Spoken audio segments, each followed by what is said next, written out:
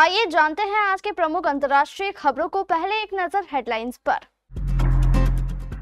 निमिषा प्रिया की मदद के लिए सरकार कर रही सभी प्रयास, नाटो प्रमुख के बयान पर भी बोला विदेश मंत्रालय। तेजस्वी यादव ने मतदाता सूची में संशोधन पर उठाए सवाल, कहा चुनाव आयोग की कार्यप्रणाली लोकतांत्रिक नहीं। इजराइल तुर्की के साथ भारत पाकिस्तान की उड़ी नींद, सीडीएस अनिल चौहान ने खोल दी दुश्मन की पोल। आईडीएफ के भीषण हवाई हमलों के बाद सामने आई सीरियाई राष्ट्रपति नेतन्याहू को ललकारा। अमेरिका के गुलाम है भारत को धमकाने वाले नाटो के प्रमुख मार्क रूटे। अलास्का में शक्तिशाली भूकंप के बाद सुनामी आने की आशंका, लोगों को समुद्र तट से दूर भेजा गया।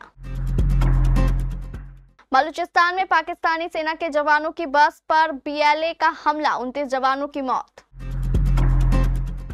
कमजोर मांग के कारण सोना चांदी हुआ सस्ता, जाने आज क्या है भाव। 59 साल के सलमान खान को हुई एक्शन सीन करने में मुश्किल। और मैनचेस्टर टेस्ट के लिए टीम इंडिया में एक बदलाव, इस खिलाड़ी को मिलेगा दोबारा मौका। यमन में फांसी की सजा का सामना कर रही भारतीय नर्स निमिषा प्रिया केस पर विदेश मंत्रालय ने कहा कि भारत सरकार निमिषा प्रिया की मदद के लिए हर संभव प्रयास कर रही है। उन्होंने बताया कि हमने कानूनी मदद उपलब्ध कराई है और उनके परिवार की सहायता के लिए एक वकील भी नियुक्त किया गया है। हम स्थानीय अधिकारियों और उनके परिवार के संपर्क में हैं ताकि इस मामले का कोई समाधान निकाला जा सके। उन्होंने कहा कि बीते कुछ दिनों में यह कोशिश की गई है कि पीड़ित परिवार को ज्यादा समय मिले ताकि वे दूसरी पार्टी के साथ कोई आपसी सहमति बना सके। भारत सरकार इस मामले पर लगातार नजर बनाए हुए है और आगे भी हर संभव मदद करती रहेगी। इसके अलावा सरकार इस विषय में कुछ दोस्त देशों से भी संपर्क में है। नेता प्रतिपक्ष तेजस्वी यादव ने चुनाव आयोग पर सवाल उठाया है। उन्होंने चुनाव आयोग पर गंभीर आरोप लगाते हुए कहा कि चुनाव आयोग की कार्यप्रणाली लोकतांत्रिक नहीं है। बिहार में मतदाता सूची में संशोधन के नाम पर जानबूझकर वोटरों के नाम काटे जा रहे हैं। तेजस्वी यादव ने कहा कि 30 तारीख को मल्लिकार्जुन खड़गे के आवास पर दिल्ली में एक बैठक का आयोजन किया जा रहा है जिसमें गठबंधन के सभी घटक शामिल होंगे। मैं वहां इस बात को सबके सामने रखूंगा। नेता प्रतिपक्ष तेजस्वी यादव ने कहा कि सूत्रों के हवाले से एक खबर आई है कि 35 लाख नाम हटाए जाएंगे। एक अंग्रेजी अखबार का हवाला देते हुए तेजस्वी यादव ने कहा कि सूत्रों के हवाले से एक खबर आई है कि 3 दिन पहले इस अखबार में जो डाटा दिया गया था वही डेटा आज भी दिया गया है। तेजस्वी यादव ने दलील देते हुए कहा कि जब प्रक्रिया होती रहती है तो आंकड़ा घटता या बढ़ता भी है, लेकिन 2-3 दिनों में यह आंकड़ा ना तो घटा है और ना ही बढ़ा है, हूबहू वही नंबर दिया गया है। और सवाल ये भी खड़ा होता है कि अभी भी 1 सप्ताह बाकी है। यह 35 लाख की जानकारी कहां से आ गई? अभी भी कई जगह बीएलओ नहीं पहुंचे हैं। उनके घर तक एक मौखिक आदेश आया है कि खुद ही साइन करो, खुद ही ठप्पा लगाओ, खुद ही अपलोड करो। चीफ ऑफ डिफेंस स्टाफ यानी सीडीएस अनिल चौहान ने कहा कि मई में भारत और पाकिस्तान के बीच 4 दिनों तक चली लड़ाई के दौरान पाकिस्तान ने जो ड्रोन भेजे थे उसमें से कुछ तो बिल्कुल सही हालत में मिले। इसका मतलब है कि वो ठीक से काम भी नहीं कर रहे थे। सीडीएस चौहान ने भारत में बने हथियारों की तारीफ करते हुए कहा कि आज की लड़ाई जीतने के लिए पुराने सिस्टम से काम नहीं चलेगा। ऑपरेशन सिंदूर 22 अप्रैल को पहलगाम में हुए आतंकी हमले के बाद शुरू किया गया था। भारत टेक्निकल ड्रोन के मामले में इजराइल तुर्की जैसे देशों की कतार पर खड़ा है। सीडीएस ने बताया कि पाकिस्तान ने लड़ाई में बिना हथियारों वाले ड्रोन और लाइटरिंग म्यूनिशंस का इस्तेमाल किया। लाइटरिंग म्यूनिशंस एक तरह के हथियार होते हैं जो हवा में मंडराते रहते हैं और मौका मिलते ही हमला कर देते हैं। उन्होंने ये भी कहा कि इनमें से किसी भी ड्रोन से भारतीय सेना या आम लोगों को कोई नुकसान नहीं पहुंचा। दिल्ली में एक कार्यक्रम में बोलते हुए सीडीएस चौहान ने कहा, ज्यादातर ड्रोन को हमने गिराया है, कुछ तो हमने लगभग सही हालत में ही बरामद कर लिया। सीरिया के अंतरिम राष्ट्रपति अहमद अल शरा ने कहा कि उनकी सरकार ड्रूज समुदाय के सुरक्षा के लिए प्रतिबद्ध है। उनकी सरकार पर ड्रूजों के खिलाफ अत्याचार के इजराइल के आरोप सही नहीं है। शरा ने इजराइल के अपने देश की राजधानी दमिश्क और दूसरे शहरों पर हमले की निंदा करते हुए कहा कि इसका कड़ा जवाब दिया जाएगा। उन्होंने इजराइल को चेतावनी भरे लहजे में कहा कि सीरिया लड़ाई से नहीं डरता। सीरिया के स्वेदा प्रांत में ड्रूज समुदाय के साथ हिंसा और दमिश्क में इजराइल के हवाई हमलों के बाद शरा का यह पहला बयान है। सीरिया की राजधानी दमिश्क पर इजराइल के हवाई हमलों के बाद अपने पहले टेलीविजन संबोधन में अल शरा ने स्पष्ट तौर पर कहा कि सीरियाई युद्ध से नहीं डरते। ऐसे में इजराइल की सेना और नेतन्याहू सरकार अपनी हद पार ना करे।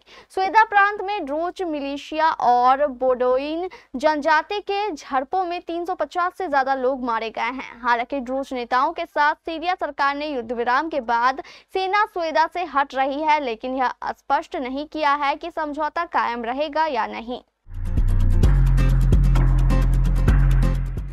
मौजूदा जियोपॉलिटिकल हालातों में एक देश दूसरे देशों को धमकाते रहते हैं और ये कोई नई बात नहीं है। अमेरिका के राष्ट्रपति डोनाल्ड ट्रंप हर दिन किसी न किसी को धमकी देते रहते हैं, लेकिन धमकी देने वाला अगर अपने ही खेमे का हो तो लोगों के कान खड़े हो जाते हैं। जैसे नाटो के चीफ मार्क रूटे, उन्होंने एक चौंकाने वाली टिप्पणी करते हुए चीन और ब्राजील के साथ साथ भारत को धमकाने की कोशिश की है। भारत का जिक्र खास तौर पर उनके बयान में था। नाटो महासचिव मार्क रूटे ने बुधवार को भारत, चीन और ब्राजील को चेतावनी जारी की।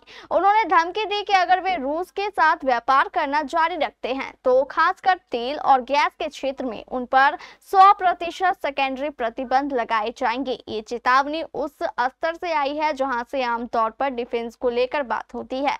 एक्सपर्ट्स का कहना है कि भारत जैसे गैर नाटो देश को इस तरह की चेतावनी देकर मार्क रूटे ने डिप्लोमेटिक सीमा लांघ डाली है, खासकर उस वक्त जब खुद यूरोप आर्थिक संकटों में फंसा हुआ है।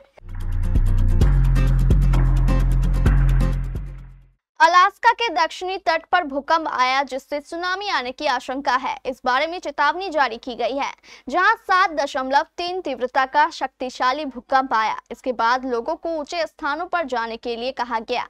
बुधवार को आए इस भूकंप के कारण किसी तरह के नुकसान की तत्काल कोई खबर नहीं है, लेकिन अधिकारियों ने एहतियात बरतते हुए लोगों को सुरक्षित रहने को कहा है। अलास्का भूकंप केंद्र के अनुसार भूकंप स्थानीय समय अनुसार दोपहर 12:37 पर आया। यह सैंड पॉइंट के दक्षिण में आया था। सैंड पॉइंट पोपोफ द्वीप पर स्थित है और यहाँ लगभग 580 लोग रहते हैं। यह जगह आयुतियन श्रृंखला में है।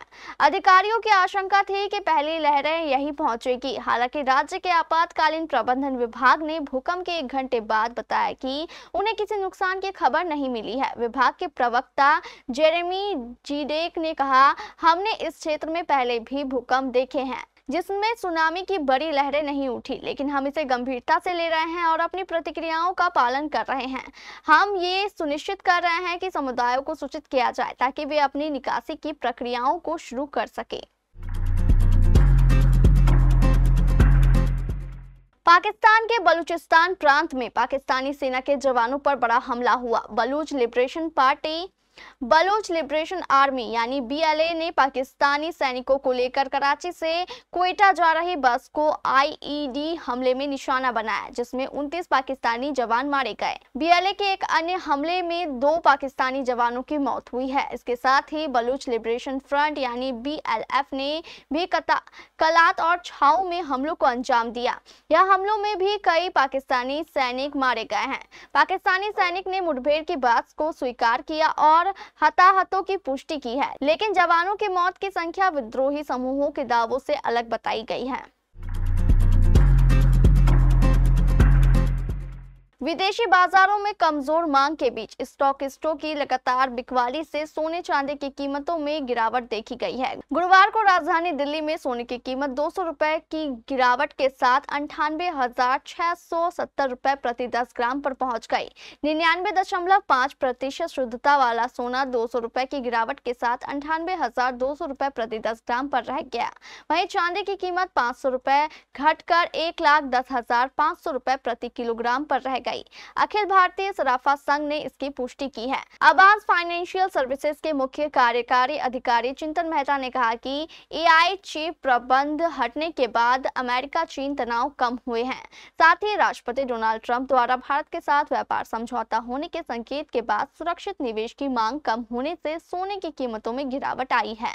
इस बीच मैक्सिको और यूरोपीय संघ पर 30% का भारी शुल्क लगाया गया, लेकिन आगे बातचीत की संभावनाओं ने बाजार की आशंकाओं को काबू में रखा। इससे सोने जैसे सुरक्षित व्यापार की जरूरत कम हो गई है, जिससे कीमतों पर असर पड़ा है। हालांकि मेहता ने कहा है कि आक्रामक टैरिफ कार्रवाई से व्यापक अनिश्चितता कुछ अंतर्निहित समर्थन प्रदान करती है, जिससे पीली धातु की गिरावट सीमित हो जाती है। सलमान खान पिछले 20 सालों से हिंदी सिनेमा के सबसे बड़े एक्शन स्टार्स में से एक रहे हैं। वांटेड और दबंग के बाद से उन्होंने बॉलीवुड को कई बड़ी एक्शन फिल्में और हिट फ्रेंचाइजी दी, लेकिन अब सलमान मानते हैं कि हर साल, हर महीने, हर दिन के साथ एक्शन करना उनके लिए और भी मुश्किल होता जा रहा है। सलमान ने मुंबई में एक इवेंट के दौरान अपनी आने वाली फिल्म बैटल ऑफ गलवान के बारे में बताया। ये मच अवेटेड वॉर फिल्म 2020 में भारत और चीन के बीच हुए गलवान घाटी संघर्ष का बेस्ड है। सलमान ने फिल्म में जबरदस्त एक्शन सीन्स फिल्माए हैं। इसे याद करते हुए एक्टर ने कहा, ये फिल्म शारीरिक रूप से बहुत मुश्किल है। हर साल, हर महीने, हर दिन से ज्यादा मुश्किल हो रहा है। अब मुझे ट्रेनिंग के लिए ज्यादा वक्त देना पड़ता है। पहले मैं 1 या 2 हफ्ते में तैयारी कर लेता था।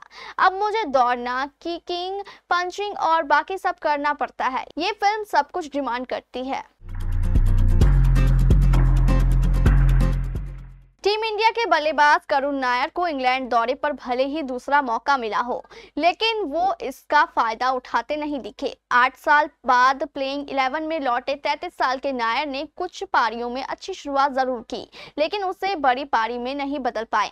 खासकर उछाल लेते गेंदों के सामने उनकी परेशानी साफ नजर आई। लॉर्ड्स टेस्ट की दूसरी पारी में ब्राइडन कॉर्स की अंदर आती गेंद पर उन्होंने शॉट नहीं खेला और LBW हो गए। नंबर 3 पर बल्लेबाजी करते हुए भारत को नायर से मजबूती की उम्मीद थी, लेकिन वो उम्मीदों पर खरे नहीं उतर पाए।